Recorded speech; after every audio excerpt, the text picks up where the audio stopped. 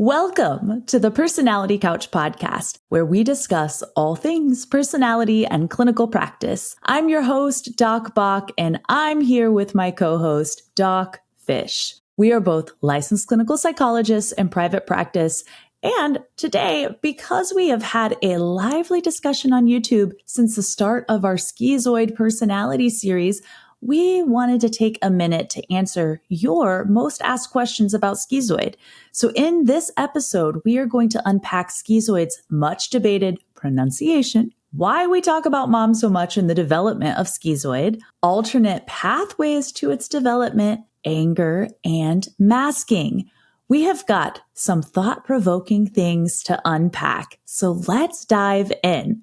Okay, out of the gate, we've got to talk about how do we pronounce Schizoid and why do we seem to pronounce it maybe differently than other people? So let's go back to language and origins. So Schizoid origins stem from German Schizophreniae, which I'm sure I butchered. I don't speak a lick of German here.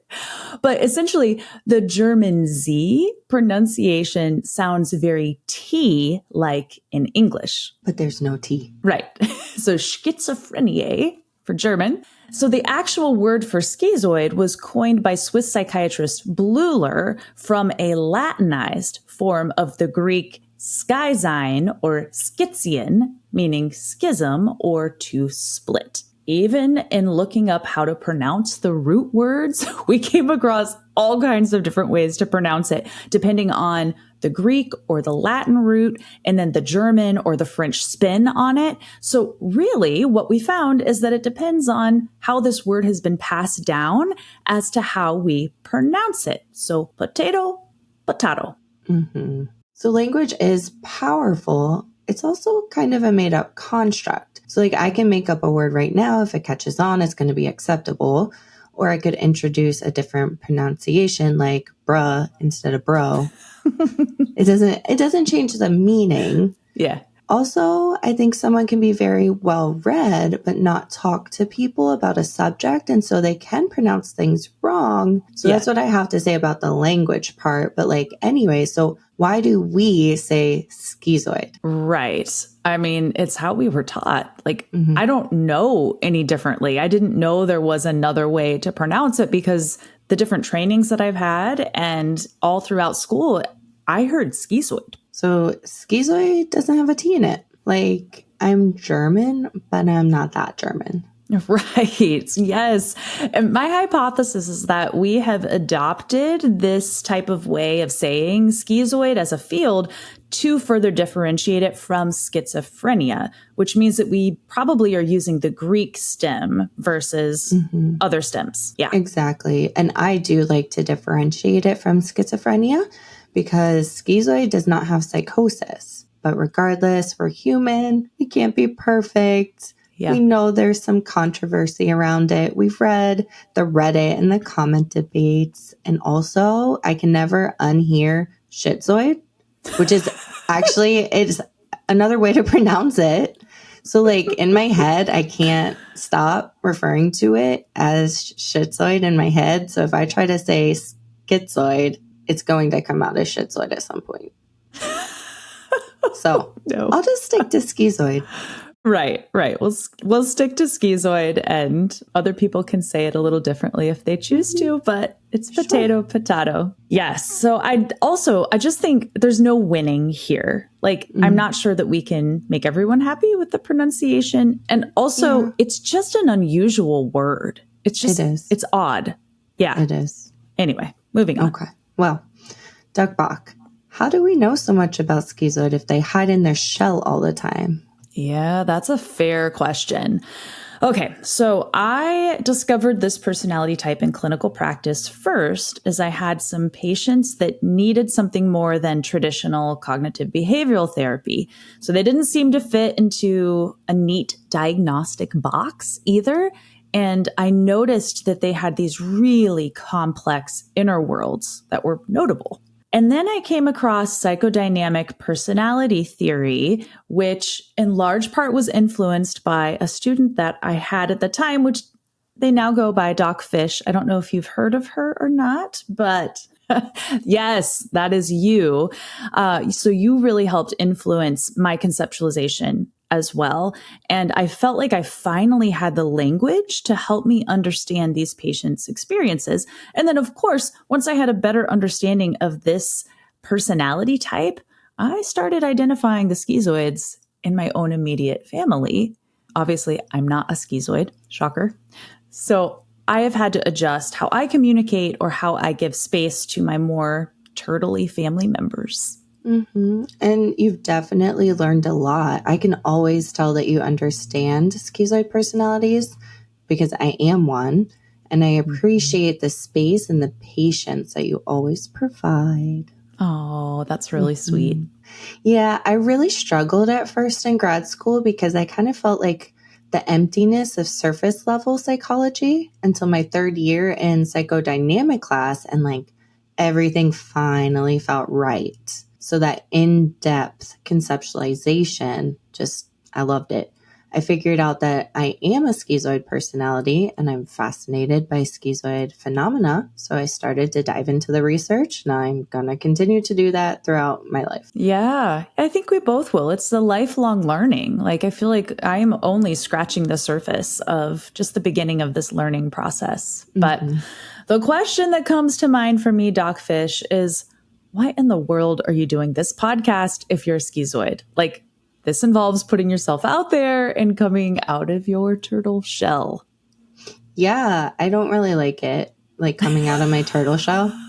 But I do have 3 reasons probably why I do the podcast. So first, and probably biggest, it's an amazingly nerdy outlet for my passionate pursuit of personality, where I get to talk about all the research. If I were to talk about like animals or something, we wouldn't be doing this. Second, I would never have done it by myself. So riding on your energy, Doc Bach, and your leadership, that definitely makes it possible. Yeah. Yeah. And then third, I've learned to adapt and mask, which we'll talk about later. But essentially, my front-facing appearance, like whatever this is right now, is a muscle that I've practiced. It's not my whole self. It actually makes me think about my first session ever with a client and how my supervisor told me, she was like, you actually have to have facial expression so you don't look icy and unempathetic. Oh, no. Yeah. And I'm really empathetic, but I don't have the energy always to like express on my face. So like right before bedtime, maybe my affect is flat or blunted. Yeah. Okay. Well, firstly, I'm so glad that we get to do this podcast together because our energies fit, even if they're opposite. And okay, it's so interesting that you mention adapting or masking and then learning to emote or to adjust your facial expressions. Because as a psychologist, that's an important part of the job. Like, you have to come across as empathetic. But I can also imagine as the day wears on, or if you're hungry, it's harder to keep that muscle activated. It definitely gets tiring and requires energy. Yeah. You want to hear something interesting? So oppositely to you, I actually was told by a supervisor that I was too emotive. This specifically was when I was working inpatient, arguably where I was treating schizophrenic patients. And I ended up talking to a close friend who I now believe might be a schizoid personality herself. But we talked about like adjusting the blinds on my sunshine. And I've worked hard on that. Yeah. But sometimes the sun still blares in your face. Oh, I mean, I get that the opposite way. Like sometimes my expression is flat.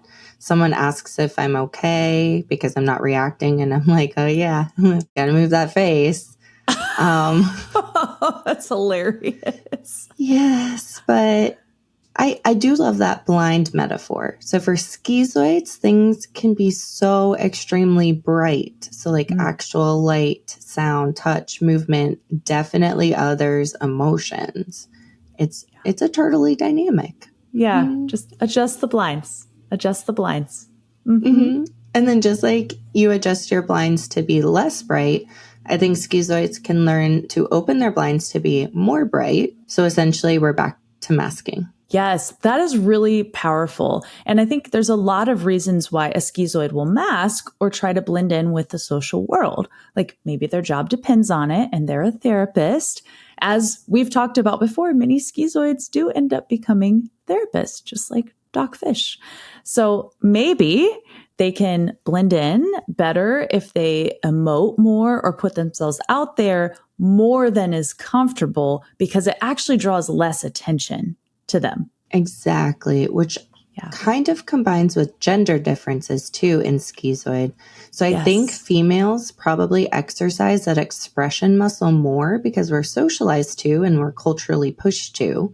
So any flat affect in a female is more noticeable. So think like resting bitch face versus a male's flat affect is probably just going to be stoic. Oh, of course, we had to bring in RBF. Yes. Yeah. But socially, we have different expectations and ascribe different meanings depending on gender.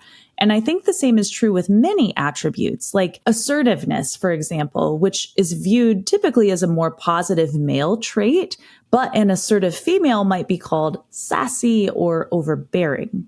Or even aggressive. Yeah. Yeah. So just like one viewer commented, I can sit on the inside, but it takes energy to do that on the outside, and I don't care to utilize it. So I'm capable of expression. I just don't want to.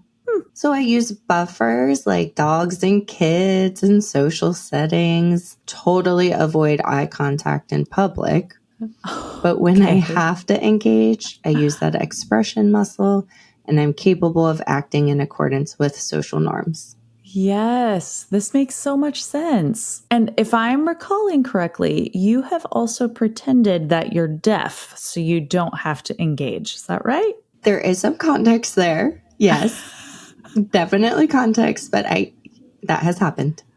Yes, I thought so. So there are schizoids who are capable of engaging in presentations, leading meetings, being in a leadership role, owning a business, doing a podcast. But really, the social part often involves masking and sometimes even dissociation. It's exhausting. Yeah. So even for healthier schizoids, like if you're doing these things, you may find that you need time after hours to zone out, do nothing, engage in fantasy or video games, maybe reading, audiobooks, like some type of detachment, not necessarily distraction, but detachment. Also, for the schizoid parents out there, building that expression muscle and handling the intrusion of children is draining to the infinitieth degree. So keep up the good work. For reals. Yeah. But schizoids can also make wonderful parents. So even though the flat affect is protective, like previously mentioned, it's interpreted differently for different people. So there was a question about possibly having more misdiagnosed schizoid females. Yes, that's so interesting. And I think similar to autism, like it can get missed because of the strong social expectations we put on females in Western culture. Like we can put a lot of energy into presenting a certain way as females just to survive, like to be able to interview well for a job, to be hireable, to build connections with others in our communities so we can share resources. Like the list goes on, right? Because society is much kinder to females who are highly sociable. And I think it was McWilliams that highlighted women usually get diagnosed with disorders that are characterized by too much attachment. So like depressive, dependent, masochistic, while men usually get diagnosed with disorders characterized by a lack of attachment. That is schizoid, antisocial, sadistic. Yes. Okay, this is really, really fascinating. I remember you also telling me that male borderline personalities are also misdiagnosed as antisocial because of the aggression. So we often miss the mark because of gender stereotypes and then social reinforcements of those stereotypes. And we do this even in our diagnosing. Even talking about socializing is exhausting. So let's stop that. Let's talk about mom. Okay. So why do we talk about mom so much? It's kind of weird, right? Yes, it is weird. And honestly, an overemphasis on mom is one of the major critiques of psychoanalytic and then psychodynamic theory. And I get it. Honestly, I am not crazy about blaming women for all of our collective psych issues. And that's not what we're talking about here either. So men have had just as much to contribute to pathology, believe me, but historically, the mother has often been the primary caregiver, arguably because of patriarchal societies, but mom can really represent anyone who has significance to the child because that early attachment is so important and because it maps out later attachment in adult relationships. And remember that early psychs were able to figure out that schizoids were detached from the Freudian sexual and aggressive drives. So they didn't actually fit in until object relations or attachment-based understanding helped us figure out schizoid phenomena. Remember, schizoid dynamics are about moving away from others. Right. Yes. So attachment-based theory is a big part of the original schizoid conceptualization, especially with that tendency to move away from other people. We also had one viewer who pointed out that in the vibrant schizoid fantasies, the attachment figure or mother is replaced by fantasy. And we actually put a poll on the YouTube channel page about that. And the results are really interesting. So while that's active, check that out on the channel page. Another viewer highlighted that Fairbairn's conceptualization were early attachments not formed externally, and that detachment to others leads to like the withdrawal into the self, then internally fantasizing attachment, which is then protected adamantly so it's not destroyed. Yeah, guard the mind castle. Hold on though, Doc Fish. I know schizoids who reportedly have not been traumatized by their mother or caregivers. And as several viewers pointed out, like, my mom's great. Parents are good. Childhood was fine. So does schizoid development have to involve childhood trauma or any trauma? And is there a pathway to schizoid that is perhaps less focused on that fear of intrusion or a conflict-based approach? Okay, so I think what you're asking here includes, is there an alternative pathway to schizoid development? Yeah, one that doesn't include the trauma of intrusion or neglect. Okay, so first we have genetics. So schizoid phenomena are more likely to be present in families with schizophrenia, schizotypal. This sets the stage for an infant to have like a sensitive temperament. Sensitivity could be emotional, but I'm also hypothesizing that there's sensory sensitivity as well. Yeah. Because remember, like lights are too bright, sound too much, touch too intrusive for the infant. Some infants have intrusive or neglectful attachments, but I think at a less severe level, there can be parent-child temperament mismatches too. So like mom could be absolutely amazing. Also, her love language is like helping, hugging, loving by moving towards her child, while the child has the innate needs for some separation. So it's not even like a bad thing, just like a mismatch. And also I think mom and child can learn to adapt better connect. So like it doesn't actually become traumatic. Right. This is a great point, actually, because that temperament mismatch can also complicate or contribute to schizoid development. However, an attentive parent can also learn and adjust to meet the child's needs. It doesn't have to be like the severely neglectful or abusive end of the spectrum. It could just be maybe some personality friction due to that mismatch. Yeah. But you're also saying that there's often something genetic on the skis or schizoid front that leads to development. It's not just the environment, right? But as with most psychological things, the environment plays a part in bringing it to fruition. And I think there's also like a corresponding attachment dynamic that can happen where schizoid children parallel schizoid parents, which genetically makes sense. right? So you have similar genetics, temperaments, similar attachment dynamics, and then they end up paralleling each other and mirroring. This is interesting. So I would actually be interested in hearing if our listeners or viewers believe they are schizoid and had a schizoid parent. And if so, let us know in the comments. Interested. Ooh, yeah. I'm also curious if anyone had an antisocial parent. So not asocial, antisocial, meaning like breaking social norms, rules, sensory seeking, thrill seeking, having a powerful presence, because they take up a lot of space. Ooh, that's intriguing too. Yeah, the antisocial piece. Like you said, not asocial, not like socially backwards, but antisocial, moving against social norms and rules. But yeah, I'll actually create some polls for that on the YouTube channel. So cast your vote or comment and let us know. Yay, data.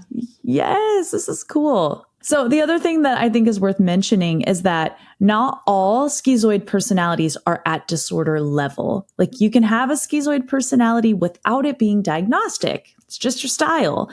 But the more severe the trauma or neglect, the higher the likelihood of schizoid personality disorder or pathological withdrawal and detachment. Yes, there's severity levels. So the more trauma, which includes a buildup of small relational traumas, the more likely personality dysfunction is severe. Yes, I like what you said there. Even a small buildup of like little relational traumas, kind of like death by 1,000 paper cuts type of thing. But so the limited research that we do have is often more focused on like the severe and dysfunctional end of schizoid, not your everyday schizoid structure. So childhood trauma may or may not apply to your story as a schizoid.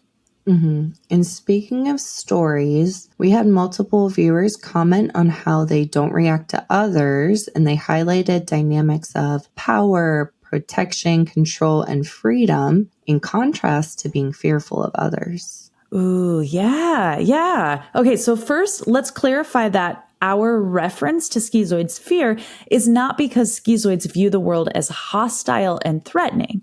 That's the paranoid's fear. And it's not the fear that others will humiliate or reject me, which is more of like an avoidant personality's fear. And of course, it's not the fear of abandonment like in borderline personality. It's the fear of intrusion. So a better way to say it is that the world is just too much. People are just too much. Like there's too much stimulation in the world, which can also come across as apathy or just, I don't want to. It's too much effort. It's just too much. Yes, I'm so glad that this was brought up. I don't necessarily think that the fear we speak of feels like consciously scary. Maybe anxiety, but not like an activating anxiety. Yeah, okay. Like I must back up to avoid the possibility of overwhelm. So an example, let's do an example. I went to the playground and my kiddo engaged in social interaction with another mother and child. I wasn't scared that the mother would reject me, humiliate me, hurt me, think badly of me. I just wanted to like slowly back away and not engage, like recoil, withdraw, avoid. It feels more like a passive anxiety than like a scary activating fear, right? So like my heart rate didn't go up. I didn't sweat or have racing thoughts. It's more of like a freeze response of like, oh crap, I want to retreat.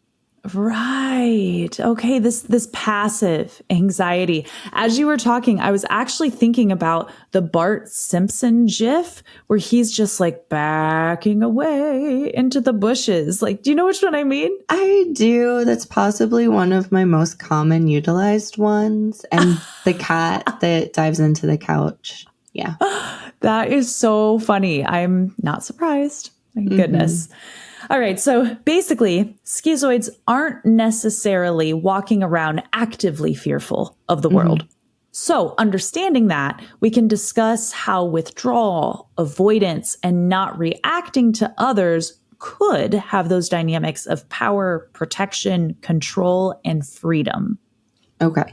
So in regard to schizoids, sensitive, I think, is a multifaceted word here. I think schizoids are like so strong. They have a backbone, sometimes indifference, but still, they don't get pulled into inauthenticity or fakeness. Yeah, I totally agree. And there's power in that. So what if we think of like sensitive, like the sensitivity of a metal detector, like an awareness of all the nuances? So now emotional sensitivity, on the other hand, could be influenced by different flavors and severities of the schizoid personality, maybe even gender. Yeah, I can see that. Yeah. And then keeping with the metal detector analogy, like those sensitive, they can be tuned to have like more or less sensitivity, right? So with all things personality, there's a spectrum of how attuned that sensitivity is. So the not expressing emotions, not reacting, etc., may develop over time to protect the self, but maybe not as a child. So one viewer wrote about how withdrawal might be the only defense that actually worked in childhood, that originally a child may have attempted to stick up for themselves, fight back, take up space, but they were met with an array of negative reactions ranging from others pushing back against them to actual abuse. Yes. And I think how in childhood, the personality is still developing. It's not necessarily set in stone because it's still malleable. So for some kiddos, they may even have been pretty social in childhood until the social world turned on them and they learned it was safer to withdraw. And of course, there's many, many nuances to how this could look. But again, that sensitivity to the social world can have different pathways to schizoid development. Yeah, and I think healthier schizoid children probably try to engage with others and stand their ground, but the sensitivity to others' negative, inauthentic reactions perhaps made them realize, well, maybe unconsciously, that it's just best to stay quiet. Like, don't engage, dissociate even if it's severe enough. There is a protective power in controlling what others can see and use against you. So if things aren't weaponized against you, you have more freedom to act, to not have to worry about more anger, more intrusion, more walking on eggshells. Exactly. And then another viewer wrote, to deal with stupid or crazy all around you, the only way to win is to not play. I love that. I love that too. And it speaks to how the drama goes around the schizoid. They don't engage. And then to your point about withdrawal as the main defense that works, I agree. Like in the example you gave about learning to hoard data so others don't use it against you, that's a power play. The schizoid withdrawal is like the ace up the sleeve when the social world does the drama dance around them. The social world doesn't know what to do with that, and then they eventually leave the schizoid alone, which is what they want. Yes, so this actually brings up another hypothesis of mine, that schizoids could maybe have some antisocial vibes going against society and conformity, right? So thoughts like social expectations are stupid. People are fake, inauthentic, dramatic, surface level, right? So like communication with people it's useless, unnecessary, it's boring.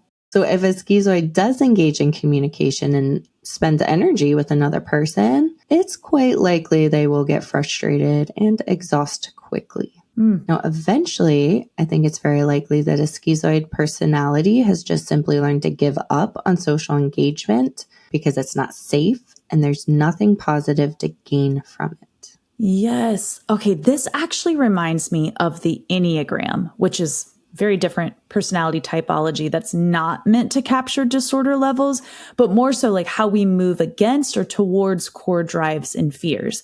So the Enneagram 5, the observer, overlaps a lot with schizoid personalities. Type 5 goes to type 8 in growth. The type 8 is the alpha power control type. So here we see themes of power and control among both types as they go against the grain, but in different ways. So the 5 passively withdraws from the social world in stubborn protest and protection. And then the 8 actively moves against the social world or social norms. So they're both themes of power and control, but they're not overt in the schizoid, like they're inside. Right. And that 5 observer has a growth pathway towards being in touch with their anger in an 8 space. And I think this path may be where a schizoid might start finding power in getting other people to act first. Yes. And again, different personality typology, but I think it's helpful scaffolding in understanding the power plays of the schizoid that are often subtle, but there. Mm-hmm. Yeah. And then, of course, this is a great segue to the experience of anger for the schizoids, as multiple viewers noted that they can feel anger, express it, and sometimes even have angry tantrums. Mm-hmm. The more severe the pathology, it's probably likely that a schizoid personality is more detached from their anger. I do think the more healthy a schizoid is, the more they may be in touch with their anger instead of detaching from it. I agree with that. Yeah, getting in touch with the anger seems like an important growth point for them. And I also think of expressions of anger in a schizoid that can look very different, like depending on the person, maybe the day, who they're around, the subject, how well they've researched the subject, like lots of things. Yeah. Sure. So, for example, some days you might consciously detach from anger. Some days my expression of anger is like robotic. It's like, I'm angry, anger. Like I'm just naming it. I don't know. Sometimes I become passionate, energetic, and more intense about a subject because I'm fueled by anger. Rarely, but possible, explosions of anger do occur. So for myself, if a child is involved, Mama Bear comes out fueled by righteous anger and protection. I'm using an Enneagram language again, like that 8 space. Yeah. But, I have individual variables that have affected my attachment to my own anger. I'm also surrounded by Enneagram 8s. So it's possible that I'm more in touch with anger as well because of that.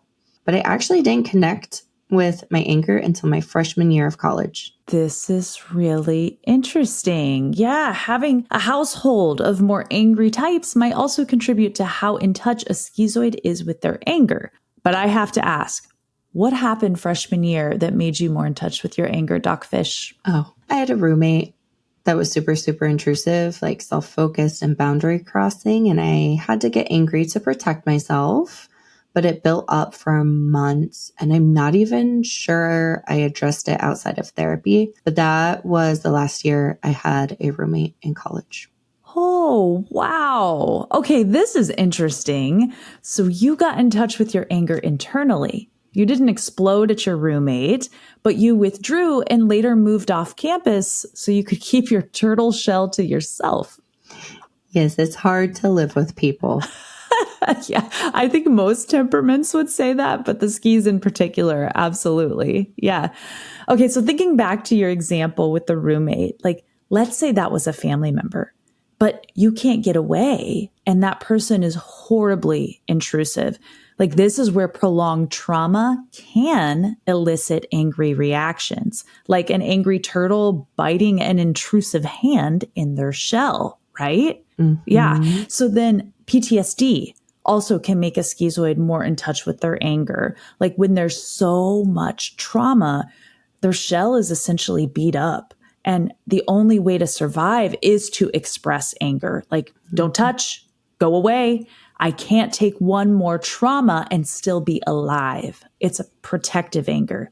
Yeah. And also, I think schizoids can definitely be in touch with their anger through their internal fantasy. So sometimes having violent and perverse fantasies, but they won't act on it. Right. Yes. So literature tells us this about the schizoid. And I have also heard bits and pieces of this from my schizoid family members. Like they tap into that anger up here that they're not going to act on. Mm-hmm. I mean, I have some, but they're not appropriate to share. So we'll move on.